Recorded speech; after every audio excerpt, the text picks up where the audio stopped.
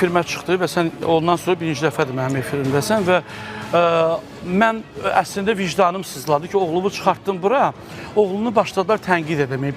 Heç kəs atasının və anasının məsuliyyətini daşımır.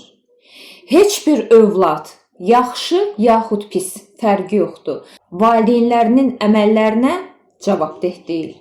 O cümlədən müğənni Kəmalə Günəşlinin oğlu. Sözüm onun övladına anasına görə mənfi rəy yazanlaradır. Bunu etməyin. Və heç kəs sabahından sığortalanmayıb.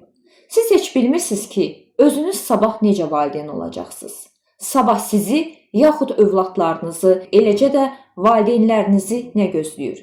Heç kəs sabahından sığortalanmayıb. Ona görə də bir oğla anasına görə tənə etməyin. Və əslində normal sivil toplumlarda heç kəs maraqlandırmır. Yəni kimsə kimsənin həyatına burnunu soxmur. Heç kəs heç kimi atasına, anasına görə təhqir etmir. Pis söz yazmır. Amma Azərbaycan kimi toplumlarda hamını hər şey maraqlandırır. Hər kəs hamının hər işinə burnunu soxa bilir. Və bu cür münasibətdən adətən oğul övladları daha çox əziyyət çəkirlər, nəinki qızlar. Çünki oğlan bir yerdə durmur. Kafeyə gedir, restorana gedir, oğlan dostları ilə görüşür və oğlanlar daha çox qınanırlar. Oğlanlar daha çox qınaq obyekti olurlar. Oğlanları daha çox hədəfə alırlar.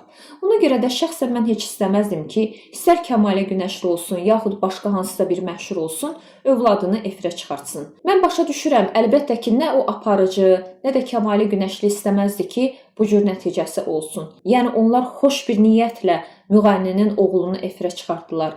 Amma təəssüflər olsun ki, cəmiyyətimiz bəzən bu cür acımasız ola bilir. Dediyim kimi, heç kəs sabahından sığortalanmayıb.